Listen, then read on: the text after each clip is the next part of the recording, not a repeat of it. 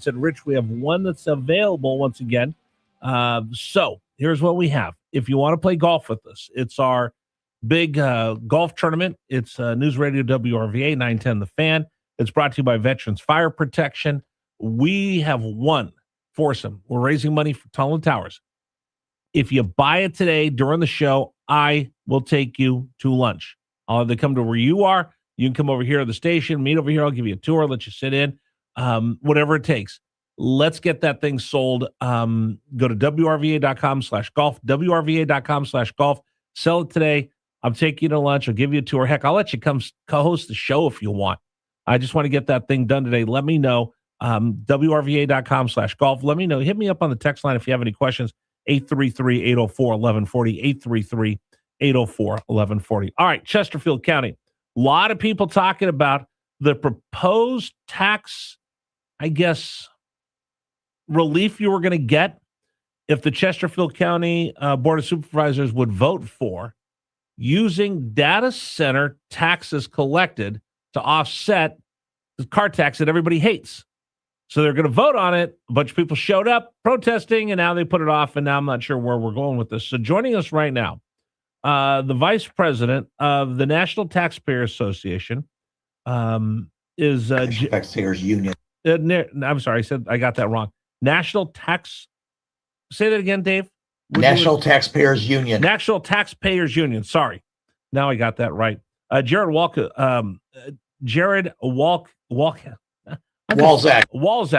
Sorry, I can't read my own writing this morning. Walczak is joining us this morning on News Radio WRVA. Jared, that was tough, but thank you for joining us. Thank you for having me. I do want to clarify for the sake of the vice president that I am a senior fellow. At the National Taxpayers Union, but pleased to join you. Yeah, I'm making faces at my producers. I know he's a vice president, senior fellow. See, I did have it right originally. All right, so now I got all the Mouseketeer roll call out of the way. Let's talk about what's going on in Chesterfield County. They put off the vote. Give me your thoughts. Yeah, so across the country, obviously, there's this large debate around data centers, but here's one thing we do know. Data center investment creates large fiscal surpluses in the communities in which they invest. And those are surpluses that can be used for tax relief in a variety of different forms. Because data centers use a small amount of land, but it is extremely valuable. The real property and the personal property, which is their servers, all of that equipment, combined is worth many billions of dollars on a very small piece of land. You put real and tangible personal property taxes on that, and I think the campuses, the three campuses, they're going in place in Chesterfield County collectively once they're online will bring in about $47 million a year in property tax revenue. And that's a lot. In Chesterfield County, that is a lot of revenue. So the question is, what do you do with it? You could just keep it. You could grow. You could put it towards real property tax relief for residents. You could put it towards car tax relief. And the proposal here is this is enough that you could cut car taxes almost in half. And I think this is something that jurisdictions, Chesterfield and others, need to look at, to go to residents and say, we're going to bring this in. Here's how it's going to benefit you. You look at Loudoun County, property taxes, and obviously way more investment there. Property taxes are half of what they would be without data centers. What you're looking at in Chesterfield is not a big enough set of developments to cut property taxes that way, but you can absolutely have the conversation, how do we benefit people with lower taxes? All right, let's just talk about the opposition, because I tell everybody if I gave away gold bars today outside the radio station, someone would find a reason to complain. So there were protesters over there. They put off the vote. What's the pushback? Yeah, there's a lot of things, and I think sometimes it's really not about tax. Obviously, there's the broader conversations we're having about AI and people's thoughts about that. People have fears about data centers. Of course, I think what's important to understand, firstly, data centers aren't just AI. Data centers are everything that happens in the cloud, which is just about everything. Your business or the businesses you're buying from, every stage of production involves things that happen in the cloud.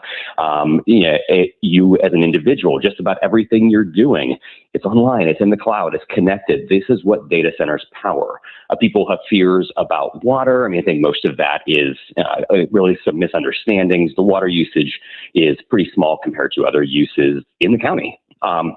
There's fears about electricity. And I think I understand that problem. It's It's a solvable problem and one that's been solved, which is to say, if there need to be new transmission lines, if there's new generation capacity, then the data center has to pay for that. So none of it gets pushed back onto the rest of the ratepayers. And that's a commitment that all the major operators have made nationwide and have secured the authorization, which they actually needed in Virginia to be able to do that with the utility, because that wasn't under existing utility rules. So, challenges to be solved, but challenges that are being solved, and then real opportunities with significant local revenue to help, whether it's cutting the car tax or cutting something else to provide benefits to residents. All right, Jared Walczak joining us right now, Senior Fellow, National Taxpayers Union. See, I got it right this time. I actually read my own writing. What would be it just seems like common sense. If I have a business that's going to come in and they're going to generate that kind of tax revenue, and they're going to give me construction jobs, they're going to give me several high-paying jobs over there, and I can get tax relief for the rest of the county and get rid of this car tax, which everybody hates, it seems like a no-brainer to me. It certainly seems that way to me.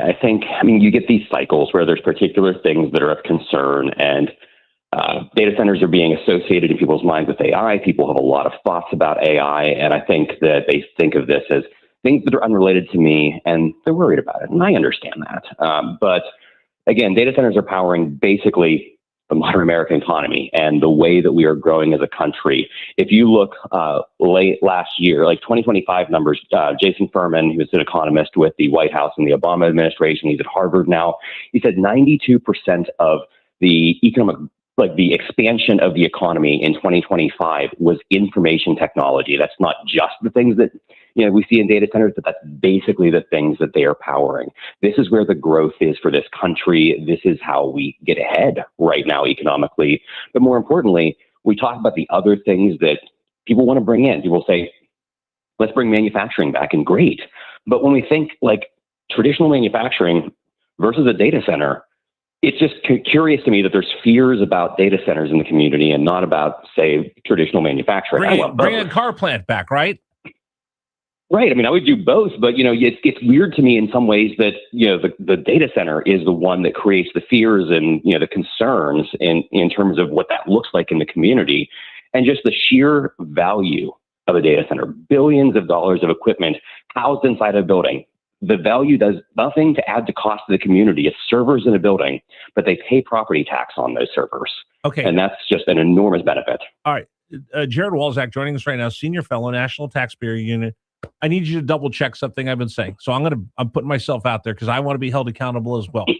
My rudimentary numbers, and I sat down with members of, I've sat down with officials that work for the Commerce Department to kind of get a background on all of this. And then I did my own research on this.